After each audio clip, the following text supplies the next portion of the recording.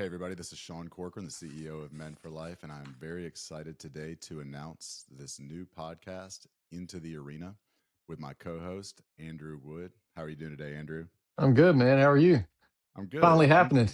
It's finally happening. We have had some hurdles. The devil has not wanted us to do this. We last week we were supposed to record, and I lost my voice, and then the next day we were supposed to record. The internet went out, and then we've spent the last hour trying to navigate this streaming service so that we could get it done. But we are here, and we are excited. We are determined. We're determined to do That's it. We right. weren't going to let That's it right. stop. So so just kind of give an idea of why we're doing this. I think it just kind of came from a conversation that you and I were having. Just the first conversation we had. We just had a conversation, and as we were talking, God kind of moved me and said, "Hey, ask him if he wants to do a podcast." And I've never done that before. Other than saying, "Hey, would you like to be a guest on a podcast so I can interview you?" But I felt like the conversation was natural. I felt like we were kind of in line with our thinking, and that we could have some really good conversations that could help not only us but benefit other people as they hear them as well. And I'm grateful for you that you said yes to that. I think that's really cool. So the man in the arena, that's where the title of this podcast comes from. Many times whenever I'm speaking at pro-life events, my goal is to encourage what I would call passively pro-life men, which is, I think, the majority of men in the pro-life movement are passively pro-life. They come along with their wives to banquets. They come to the March for Life, but they believe that life is sacred, and they write checks, and those checks are important to my ministry. Those checks are important to every entity in the pro-life movement. Is a nonprofit for the most part, and so those checks are super important. But there's so much more that we can do, and so to remind men, and the way that I usually say it is, if we can agree that we are in a spiritual war, and if we can acknowledge that 90% of the people fighting this war in the pro-life movement are women, then if we as men have consigned ourselves to sit back and write checks to fund a war that we send our women off to fight, then we are failing in our masculinity. And to really call men into the arena. And what I found is that when I say that, when I'm done talking, men come up, they want to talk. Like, hey, that meant something to me. I don't want to be that guy. Like, what can I do? And so then the question becomes, well, what can you do? And so if we're going to call men into the arena, we have to also give them the tools, and give them the arena in which to fight, right? And the arena, the whole idea of the arena comes from, you can see it on the wall behind me. It comes from a speech from Teddy Roosevelt, and I'm just going to read this part of it because I think it's really important.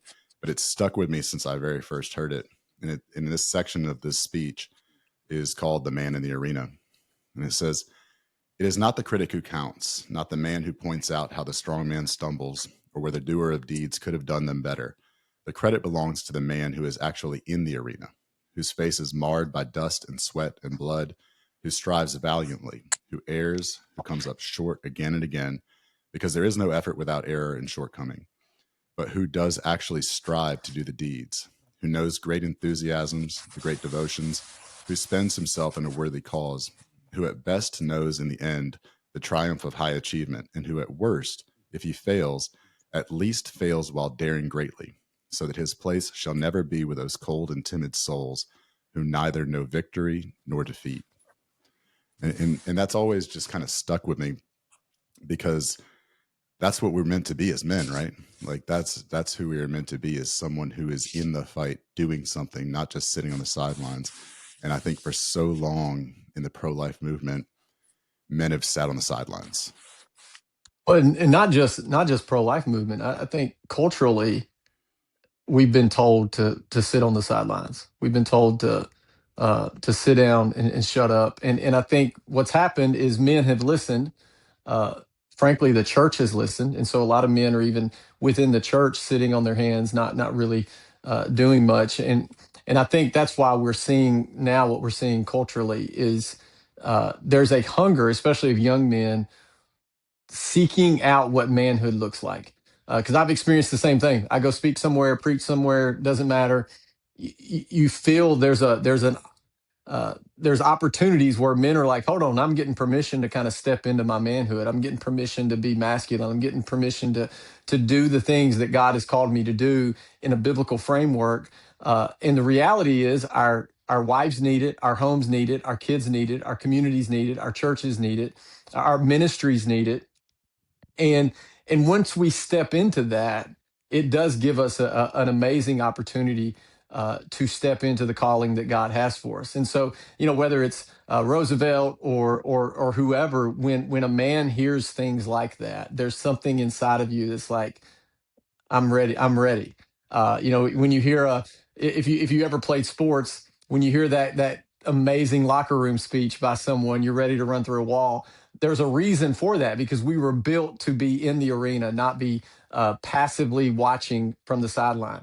That's why there's folks going back to high school football games wearing a Letterman jacket from 20 years ago, because there's something inside of us that's like, oh, I wish I could go back and hit somebody, or I wish I could go back and do that again. And what we're going to be doing is talking through, how do we channel that appropriately, while the culture is trying to get folks to channel that inappropriately. How do we channel that appropriately with a biblical framework to step in and be the men in the arena right now, that is so needed in our culture? And so excited about that opportunity, because like you, Sean, I've been in this work for a little bit, married, 6 kids, and trying to navigate what that looks like, while also stepping into ministry and working with pregnancy centers and the pro life movement, and often looking around and going, hey, where are my brothers at?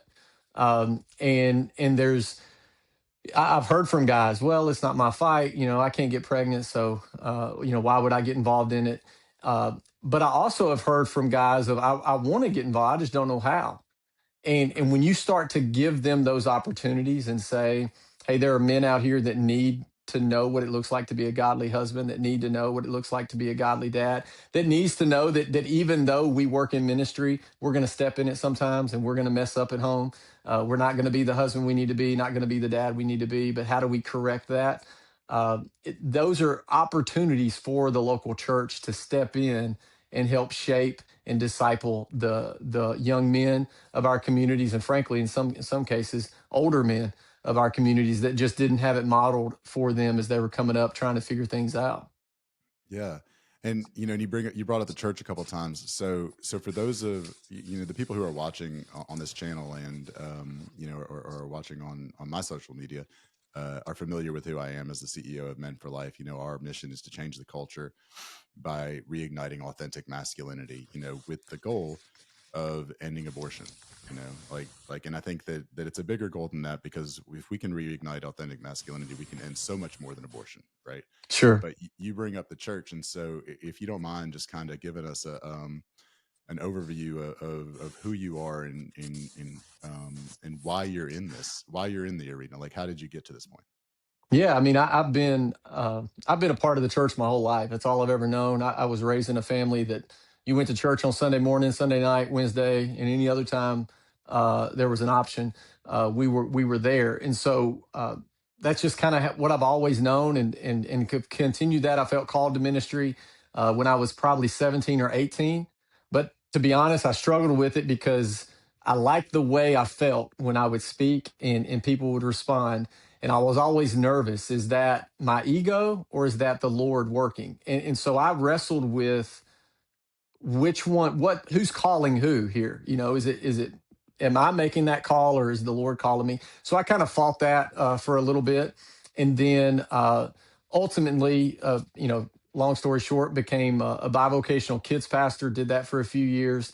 I led a pregnancy center in Knoxville, Tennessee for nearly 9 years. And then I worked for a national organization helping connect the church to the pregnancy center and helping with discipleship.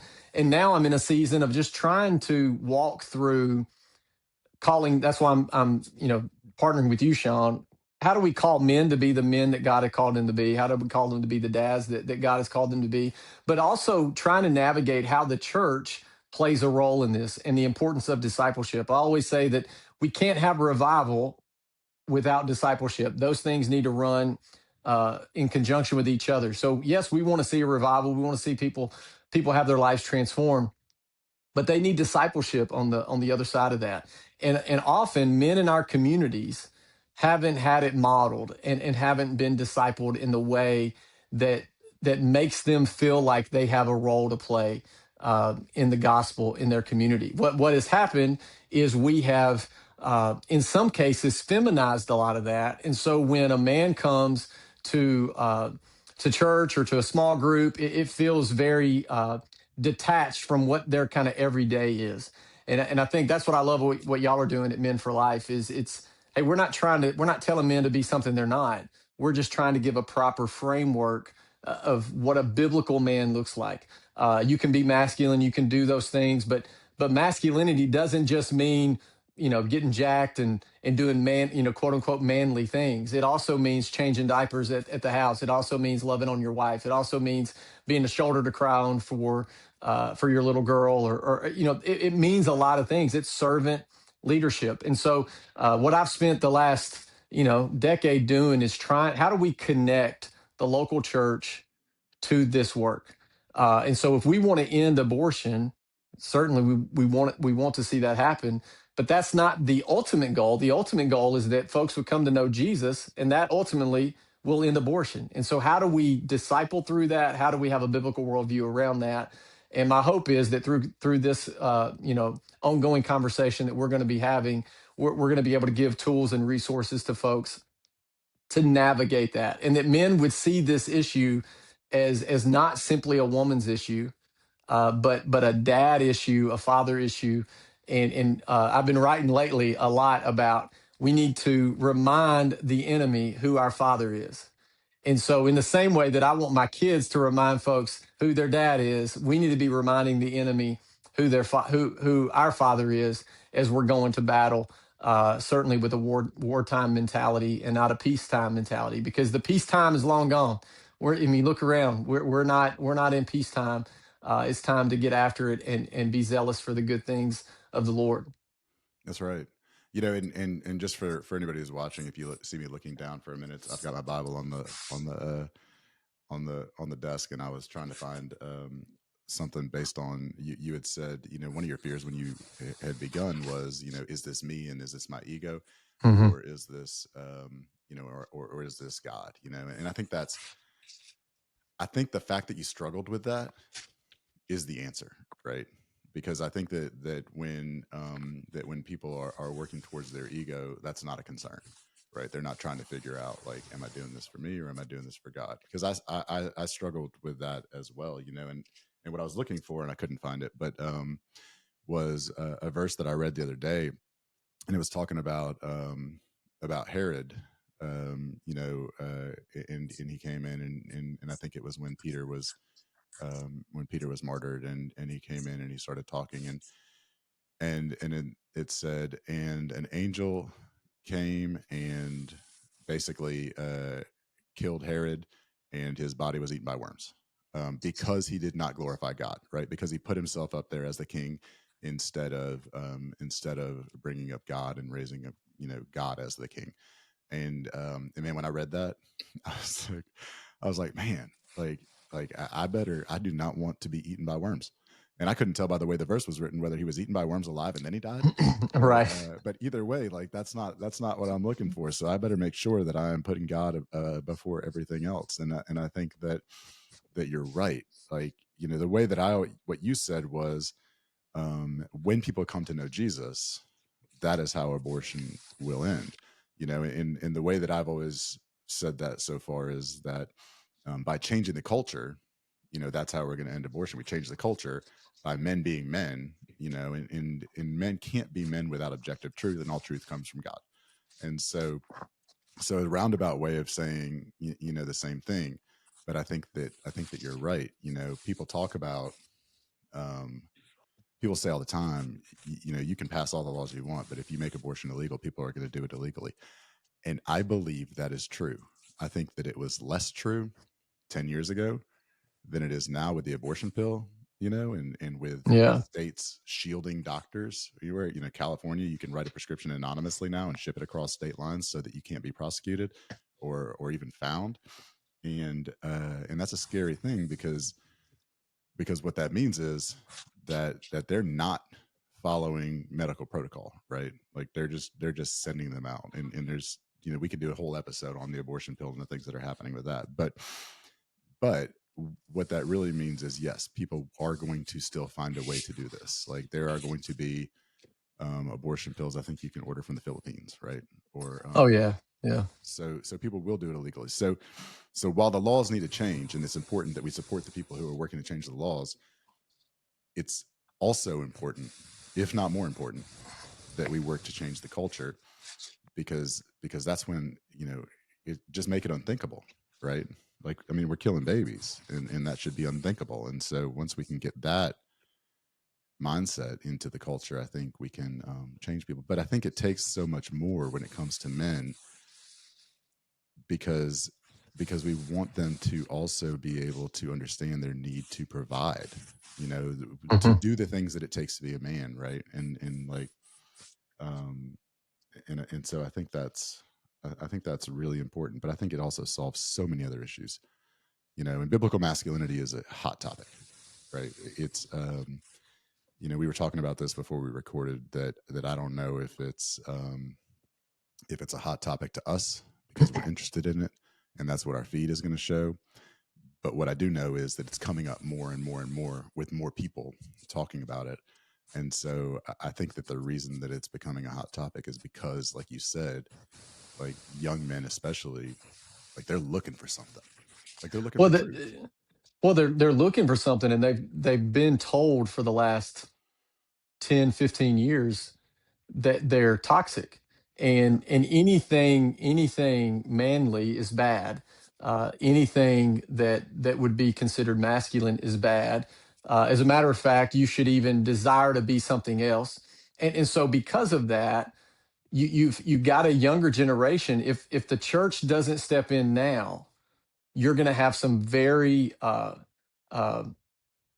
radicalized young men, because what they're going to do is they're gonna immediately turn from, I'm not going that direction because I'm tired of being told I'm toxic, and so they're going to lean into non-biblical masculinity that sometimes certainly has good traits, but is not going to put them in the realm of servant leader, you know, provider, protector, that kind of mindset. And so it's an opportunity. I think the reason it's coming up right now is you can't look at the culture and watch anything, and unless you just have your head in the sand, you look around, you're like, we got an issue here.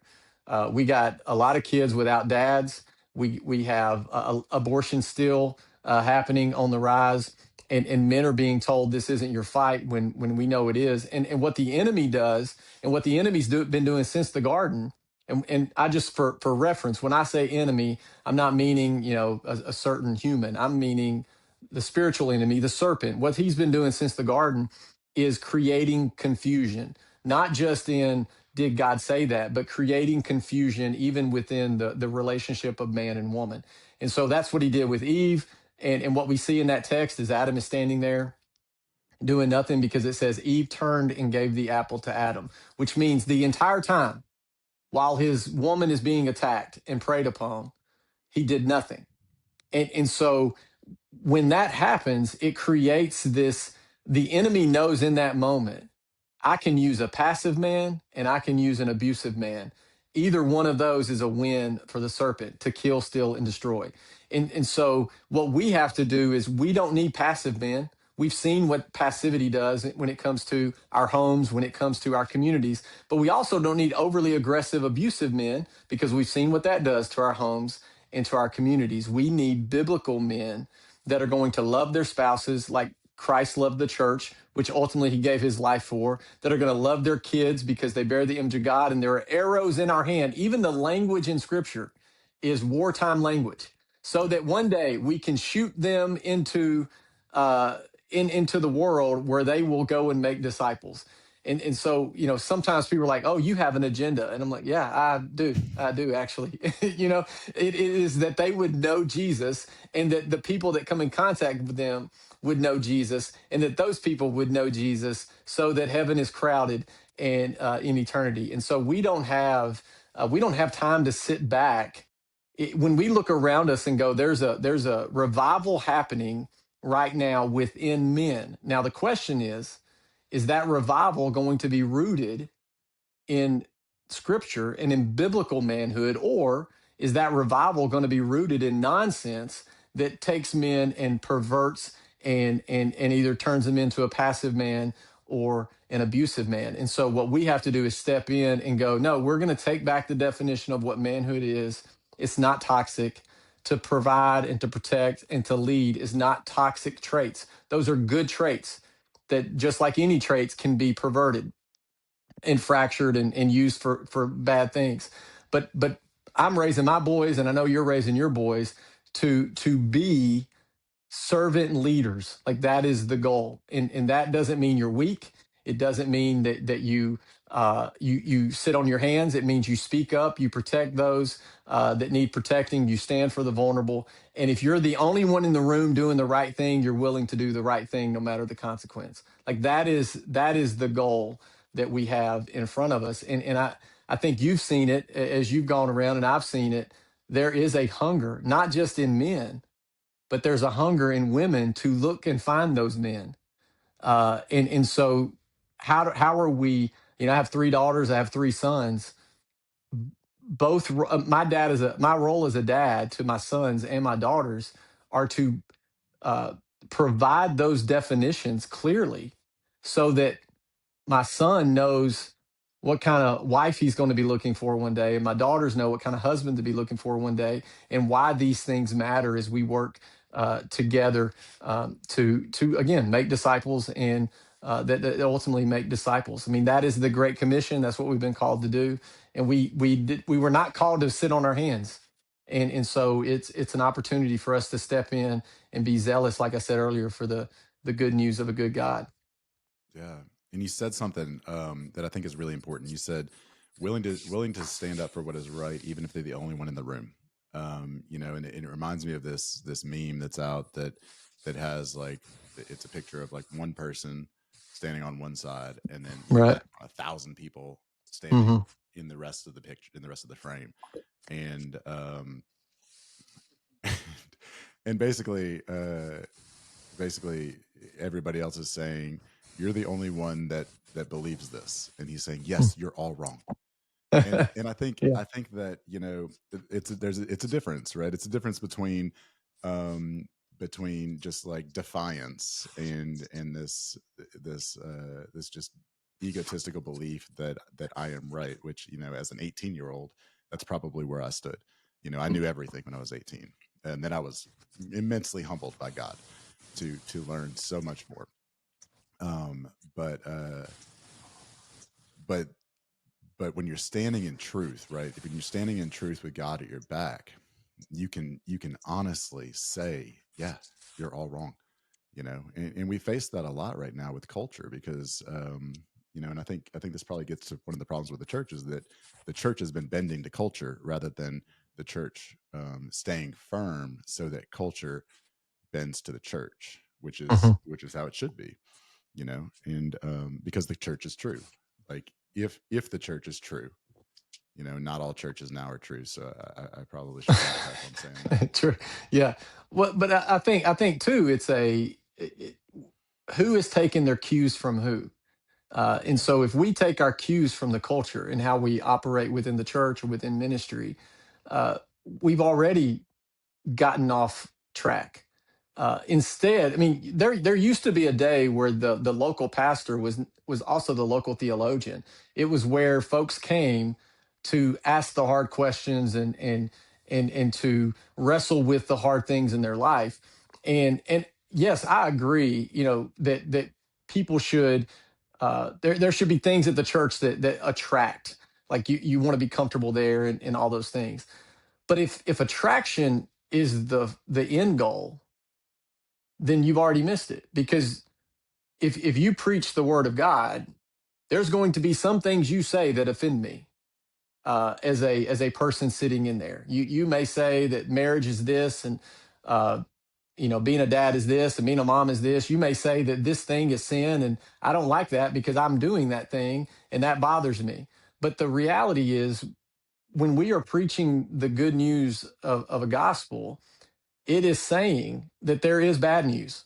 And the bad news is there is sin that needs to be covered, and you can't cover that sin by yourself. You can't. And Jesus even went further with it when he walked through the 10 commandments, and they're like, look, I ain't killing nobody. I ain't stealing my neighbor's wife. And Jesus went, do you have hate in your heart?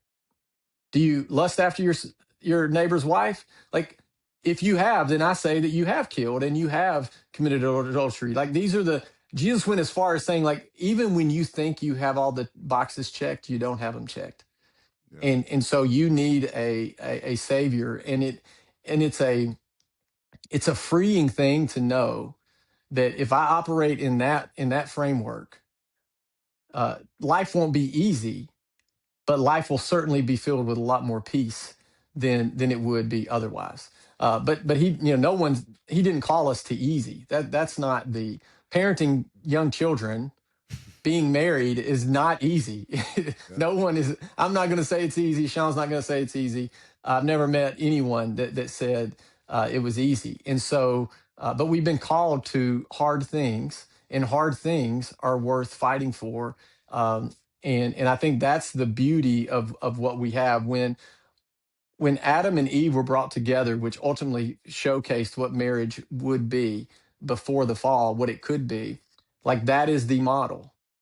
Now, every model since then has had a bit of brokenness in it because there's sinful people coming together trying to figure things out. But the perfect model pre fall was Adam and Eve just enjoying the garden, Yeah.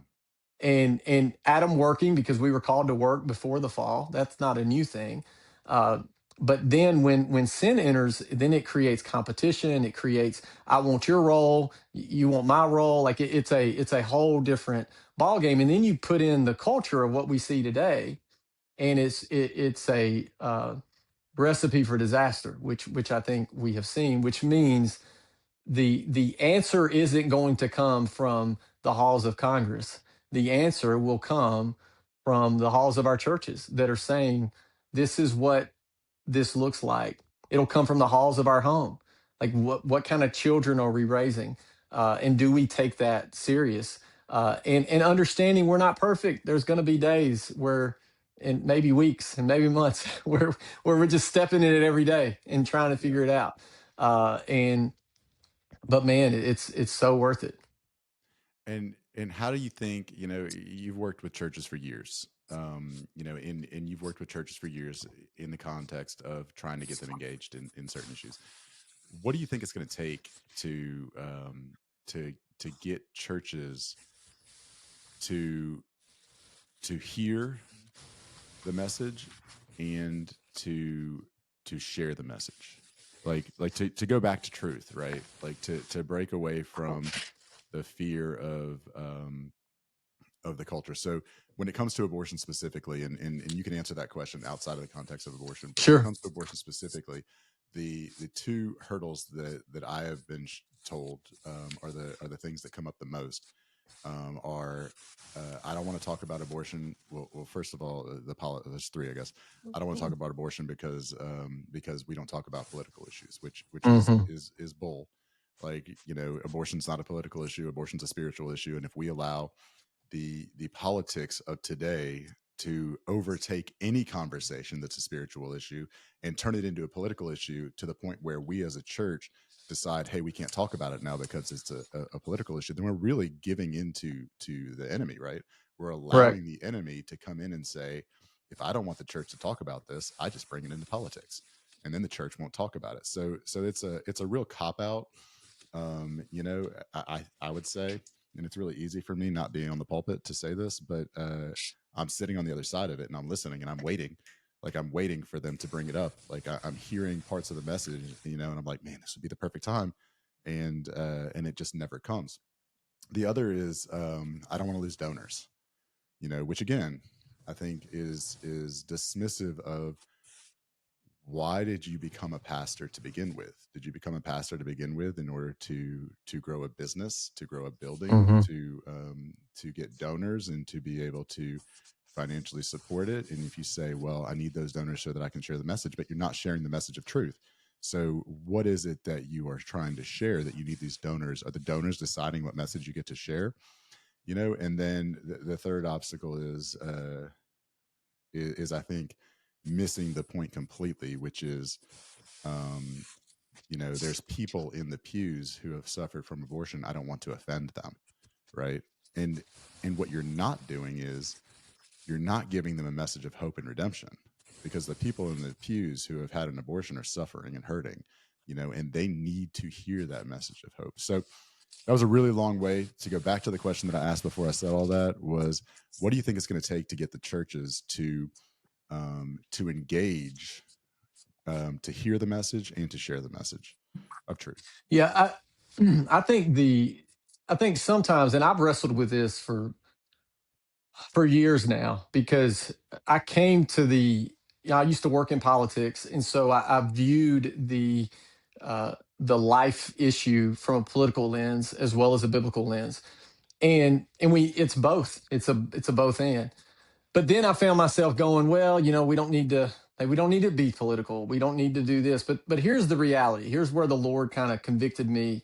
I think when I'm having conversations and folks say, well, I don't want to get political, I think what they really mean, if we put I think words matter. So if we put definitions to words, I think what they really mean is I don't want to seem partisan. So I don't want to turn my preaching pulpit into a bully pulpit where people feel like when they come on a Sunday, they're at a political rally. And so what I think has happened is we've used the word political instead of partisan. And so when we use the word political, then you don't touch anything, because everything in 2025 is political. Everything. You can't watch a ball game without somebody making some type of political statement. I can't watch ESPN anymore without the NFL panelist getting political. And so when we say, I don't want to get political, I think I think that's the devil's way of going, oh, I got you. Yep. I got you. But it's also the way that conservatives, for a long time, me included, I would say things like, I just want to be left alone. And that sounds good on the surface. Like, I just want to be left alone. That's my politics. I just want to be left alone. But the enemy goes, oh, good. That's so good. We'll leave you alone and we'll take over literally every institution that's out there. And so while we were saying we wanted to be left alone, they were actively engaged in the things that were out there. There's a great Western that I read by Elmer Kelton. And the picture he gives of that is it talks about this rancher. And the rancher says, I go back to my ranch and I close the gate to keep the world out. And he says, but the world keeps climbing my fence. And it's a beautiful picture of that's where we are because of social media. You can't close the gate. Like, there's no closing the gate anymore. And so I would say we have no choice but to get political. And here's what I mean by that. Civic apathy isn't neutrality, it's surrender. So when Christians disengage from civic life, government, or education, we leave those spheres to be ruled by the forces of the enemy, or of the serpent. And so we've been called to peaceful living, but not to passive living. And so I think when we really think about it, if you find yourself saying, well, I don't want to get political, well, then I would encourage you to open your Bible and go read about Joseph, who influenced Egypt and ultimately saved his people from a famine. Because why? He got political. I would encourage you to read about Daniel in Babylon. And what did Daniel do? He got political. They said, you will not, or you will only pray to the king. And Daniel said, matter of fact, I'm not going to pray to him. I'm going to go back to my house, open the windows, and I'm going to let all of y'all know that I'm praying to the king. You can put me in a lion's den all you want. That was getting political. Esther risked her life. Why? Before the king. That's getting political. Nehemiah rebuilt the walls under political pressure. Paul appealed to Caesar. Like, to say we don't get political, Jesus got political. He was standing next to Pilate, and he said, do whatever you feel is necessary, but I'm not changing who I am. Like, so we don't have the luxury to say we don't want to get political. Now, if you say I don't want to be partisan, or I don't want to seem like a partisan hack, or I don't want to be hateful, we're not calling anyone to be partisan or hateful. What we're calling people to do is stand on truth. That's When right. it comes to the abortion issue, when it comes to marriage, when it comes to, I mean, there's a host of things. All Gender we're saying, ideology. yeah, I mean, all we're saying is that the sanctities that were created in the garden pre-fall, sanctity of life, sanctity of marriage, sanctity of gender, all of that created pre-fall by God had definitions to them. And when Genesis 3 happened, all of that was wrecked and fractured, and we're living with the fruit of that today. And so, so when a church says, "I don't want to get political," I'm not telling you to turn your pulpit into a bully pulpit. What I'm asking or encouraging you to do is to look at it through the view through the lens of the Bible and through our Lord. And what He would say is, children have never been a curse; they've always been a blessing. And He is the author of life. So if the God that has saved me is the author of life, then that requires me to do something about life when our culture is seeking to codify sin. So so we as the body of Christ don't have the luxury to say I don't want to get political when our culture is getting theological. Well, then now I have to do something, because you are now saying that you're enshrining sin into the law of the land. Well, I can't sit back while that's happening. I just can't. And so I think when we give it that frame of reference, it changes things. And then the hope is that means that there may be somebody in your congregation that's still trying to figure this out. And they may vote a certain way, or they may view this thing a certain way. But we need to be discipling them on the issues that God cares about. So, in the same way that I want my kids to have a frame of reference on why we do this and why we don't do that, are we discipling people in the church on the issue of on the issues that matter to God, or are we only discipling them on the issues that we know won't ruffle that many feathers? And so, if that's the case, that's why people are sitting in a church pew, but their voting record or their a post on Facebook doesn't match up with a biblical worldview, because they're not being discipled on the things that are hard. And then look, there's some folks on our side that probably need a little bit better discipleship too on how we talk through this, how we handle this. That we're all kind of bent toward, we're either all for truth and no compassion, or we're all for compassion and no truth. And Jesus was both of those. He went to the woman at the well and said, "What? Where's your husband?" "Well, I don't have a husband." She hoped the conversation would end right there, but it didn't. Jesus said, "You're right in saying you don't have a husband, and the man currently in your bed is not your husband either. What you're searching for in your bed, what you're searching for at this well, will quench your thirst for a moment, but what I have for you will quench it for eternity." That is truth and compassion. Like, that is what we need. That's how we need to operate as men, as gospel proclaimers, as the church, is both of those things, and understand where we find ourselves. Because I would be willing to bet, Sean, you're a lot like me. We probably lean more toward we want people to know the truth, and we probably struggle more. I do. I don't want to speak for you, but I struggle more with the mercy and compassion side at times. So if we can recognize where we struggle, we need to make effort to get better at those things. But if you find yourself where you are bent more toward compassion and mercy and refuse to ever talk about truth, again, you need to wrestle with why that matters, and why Jesus kind of walked in both of those things. Right. And I think that's where a lot of times the churches fall, which is what you're saying is, not wanting to ruffle feathers. The problem is that feathers can continue, like what ruffles feathers can continue to change, and if it's changing because of the world, then are you suggesting that your church and your message of truth will change based on what the world dictates ruffles feathers, to use that example? And then we're kind of throwing a lot of stuff out there today because we know this is episode one of many, and we have a lot of time to talk about a lot of these things. But on the other side of that, where you're talking about people who are so focused on the truth and are missing the compassion, the first thing that comes to my mind is the abolitionists. In the context of abortion, the abolitionists are people who believe that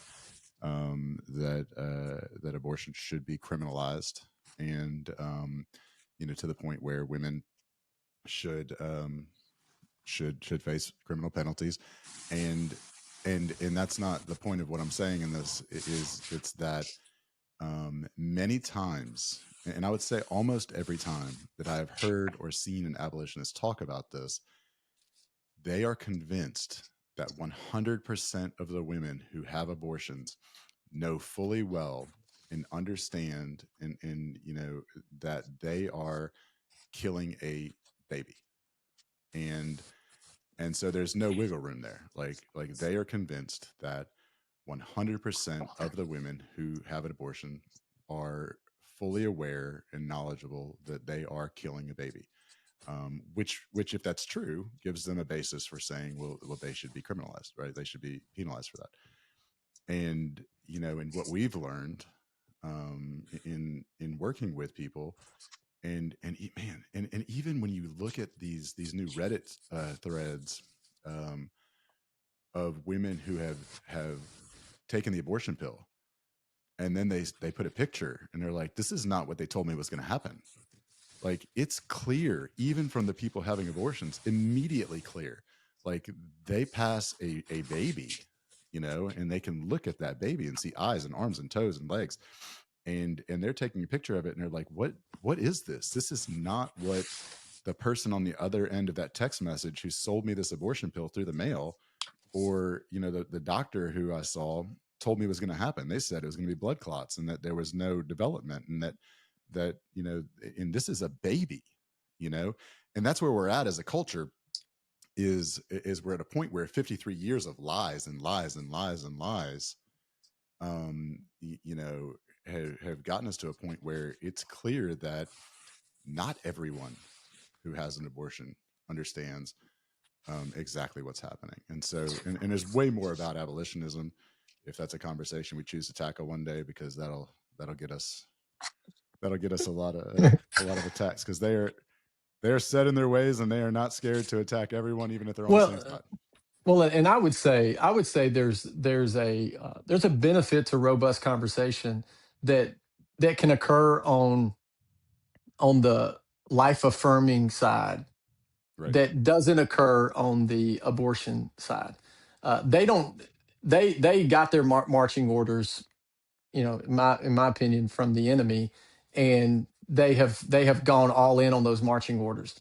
And so our side, the pro life, life affirming side, is trying to navigate, how do we have these robust conversations? How do we walk forward while also combating the enemy wants to kill, steal, and destroy? And frankly, we haven't done a good job of it. Because there's some disagreement in how it's handled, and there's disagreement. Is it rooted in biblical worldview? Is it rooted in secular science? Is it, all of these things? And so we have to be able to have conversations. I think, I would prefer even robust conversations on a lot of these things, because ultimately our goal is that more lives uh, would have an opportunity to live. But I would take it a step further. Ultimately, my goal is that they would have an opportunity to live physically and then have an eternity with the Father. And so that's why my stance is rooted in that biblical worldview. It doesn't mean I'm not interested in saving babies physically. 100% I am. I want them all saved, but I also want them to come to know Jesus. And so it's a process that we have to work through. But you were talking about the 53 years of lies, and even now, even though my state in Tennessee has laws on the books, there's states that connect to us that are saying, come one, come all. And so we're just at a really strange time where, depending on the state you're in, the laws of the land and the view of abortion is very different. And then and then not to mention, although we have laws on the books here in the state of Tennessee, they're still shipping abortion pills to folks Right. into our state, even though it's illegal. And like you said, they're not getting the proper counseling or information, and so they're showing up at the pregnancy center saying I took a pill or I have pills, and then they see an ultrasound and they're like, hold on, that is not what I was told. I had a conversation the other day with a young lady that uh, the image that the abortion clinic showed her wasn't even real. So not only are they not being upfront and honest, they're giving them images to work with their narrative, so that would say, "Oh no, here's what's actually happening," when that is not actually happening.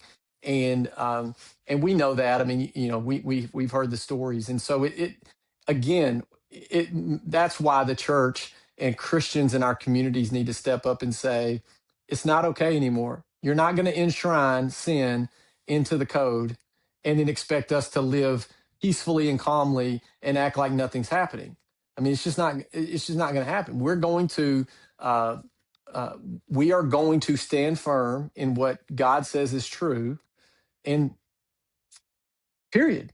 And Right. so as we're walking through that, that means sometimes we're going to have to voice things and be vocal in areas where we might not have been vocal in the past. We're going to have to step up, and you may pull your kids out of a school. You may decide to put them in another place. Like these are things that families now have to wrestle with.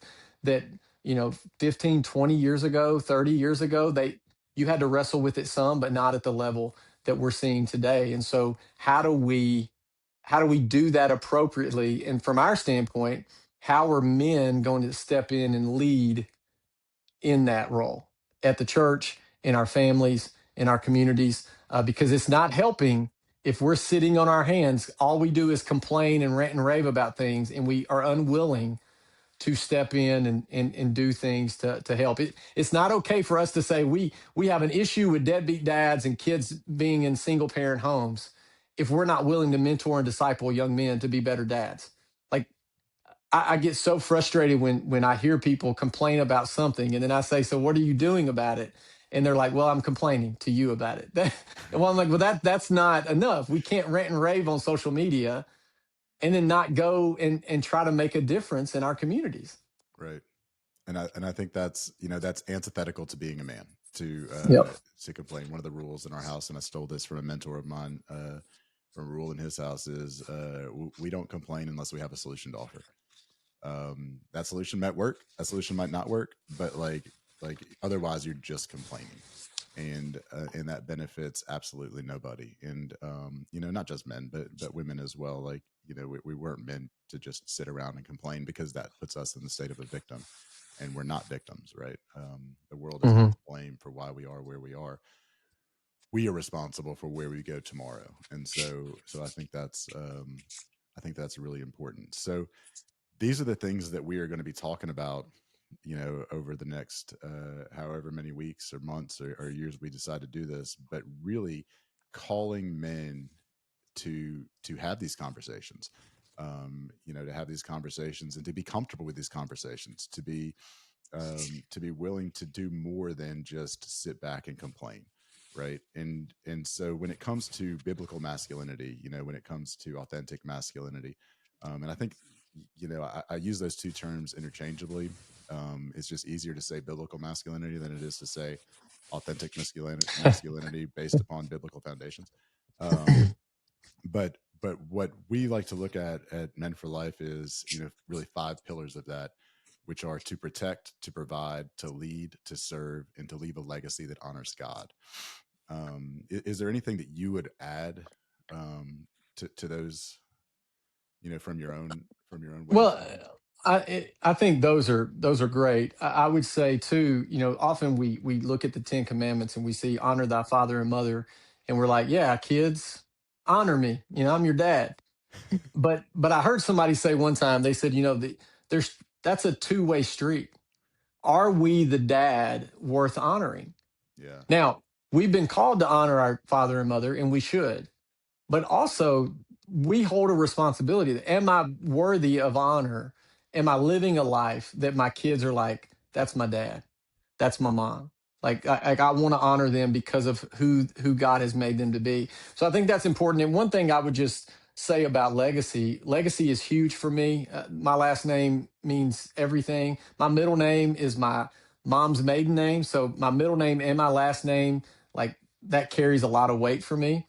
And and there's an old, and every people are going to be like, are you Amish? Because every time I talk to anybody, I'm like, here's an old Amish proverb that, but when I first heard it, it like completely shifted my perspective. And it says, when the grandfather's convictions become the father's uh, traditions, they become the son's inconveniences. And so, what are we passing down? Are we passing down tradition? Well, this is just how we do things. Are we passing down conviction? Hey, you got my last name. It matters. Yeah. Like, in this home, we elevate the good things of God. In this home, we like, what are we passing down to the generations that are coming after us? And I think that's why legacy is so important, because I'm not interested in passing down traditions. Now, do we have some traditions? There's certain Christmas movies that we watch and the way we decorate the house, all that. That's great. But if at some point my children are like, that's an inconvenience, we're not doing it anymore, no big deal. But are we passing down convictions to them that they will pass down to their kids and their kids and their kids? And it'll all stem back to, oh, that's just who we are. That was the whole point of the Old Testament in raising up an Ebenezer, was so that folks that come in the next generation and the next generation would be able to look at the Ebenezer and go, look what God did for his people. That Yeah. wasn't a tradition. That was we cared so much about this that we elevated it. We put up a memorial, like, we honored that moment so that generations would know this is a conviction that we're passing down. And I think in our homes and in our families, we need to be setting up those Ebenezers so that our future generations know, okay, those aren't just traditions. Those are convictions for our family. So I love that you have legacy in there. I appreciate you explaining that, because that is that is something that I read for the first time, that Amish saying in your book, Yeah. in your best Oh, friend. look at that. And we're going to talk about that in just a second. But when I read it, I kept trying to wrap my head around, what does that mean, and the way you just explained it was very beneficial to me. So basically, what we're saying is, when I say something because it means something, right? That's the conviction. Hmm. Like, we're doing this because it has meaning behind it, because it has truth behind it. Versus, when the grandfather's conviction becomes the father's traditions, we just do this because we do it. This is Yep. just something we do as a family.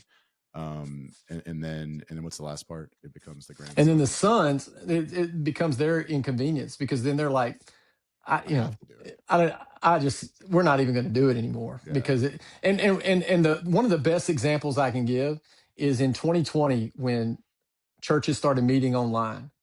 And then when churches started opening their doors again, what you found is a lot of folks, that was a tradition. It was not a conviction. And Yeah. so now they're saying, well, now it's kind of inconvenient for me to get off my couch and come to the building. Now it's inconvenient for me to shift other things around. Why? Because we got in a new rhythm. And Right. so, but if it's a conviction, you're like, who cares about a new rhythm? This is what we do. This is who we are. Yeah. And those things, and I think from an Amish perspective, far be it for me to explain, but I think from an Amish perspective, it But you're is, not Amish. they, not Amish. We like to say we're Amish-ish, but I don't know if they're going to watch this, but as we're walking through this, I think for them, it's, they have a certain set of values, the way they dress, the way they do things.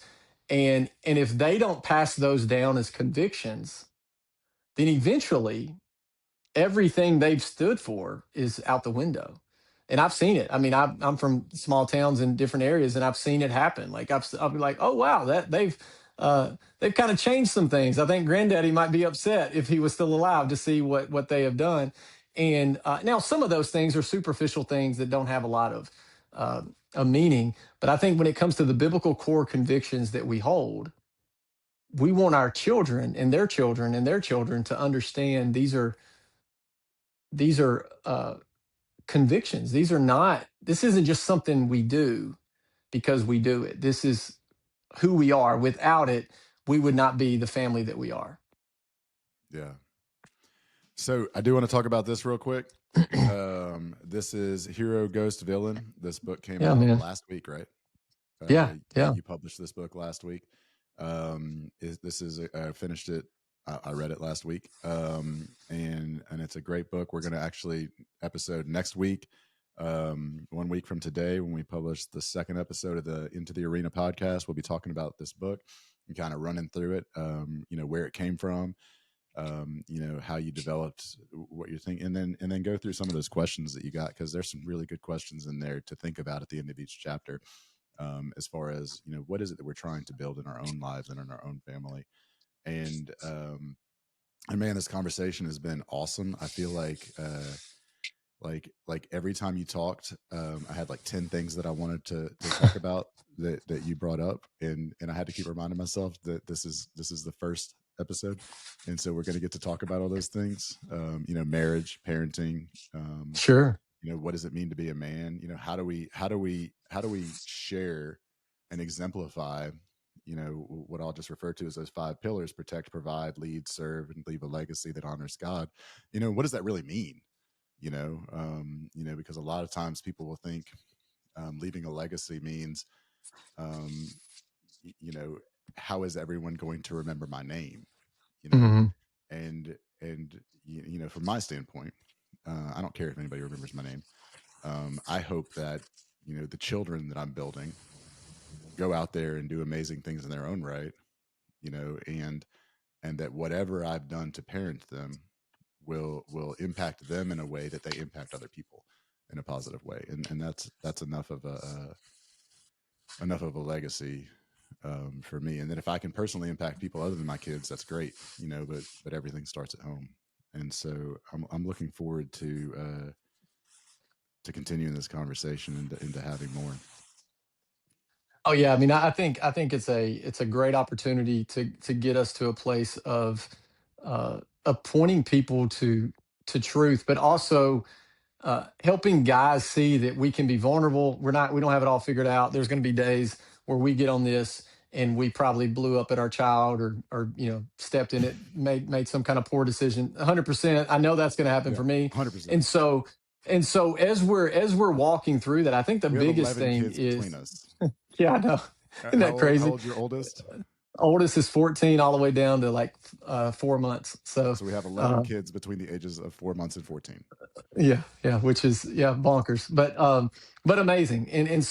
But because of that, I think sometimes I would listen to things or read things, and I'm like, I just don't know how that's attainable. I don't know how, and so my hope is that anyone that listens to anything that we do or read anything that we put out, it's okay. I don't have to be perfection is not the goal, because we'll never meet that. Like that's what Jesus is for. But there are some things that I can work on and change to be a better human and a better dad and husband today. There are some things that I can work on and change, and I think for younger men that will make you a better future husband, that'll make you a better future dad. And that's my heart, and I know that's your heart, Sean. And so I'm looking forward to what the Lord does through these conversations. Yeah, and to make you a better future man, like, Yeah, not everybody's absolutely. called to be a husband, not everybody's called to be a father, although I think most people are, whether Mhm. society tells you something different or not. But we are all called to be good men, and I think that God gives us the tools to do that. He tells us how to do it. There's a giant book full of truth that shares with us the ways in which to be a good man, to our communities, to our families, and to everyone else, and to honor God. And so, that's really the goal, is to bring that back, to Mhm. where we are hopefully impacting at least one man who says, "Man, I want to go off and do something better today." Yep. All right. So this has been episode 1 of the Into the Arena podcast with Andrew Wood and Sean Corcoran. Um, if you enjoyed what you heard, click that like button, subscribe to this channel, and if you have any ideas on something you'd like us to talk about in one of the future episodes, please leave a comment, and we will be sure to do that. And we look forward to seeing you guys next week. Thank you, Andrew. Thanks, man.